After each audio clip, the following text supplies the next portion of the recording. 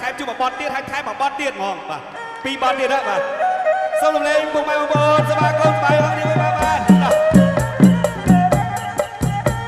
ចិត្តបត់ទៀតបាទវ៉ាំសិនណាបាទ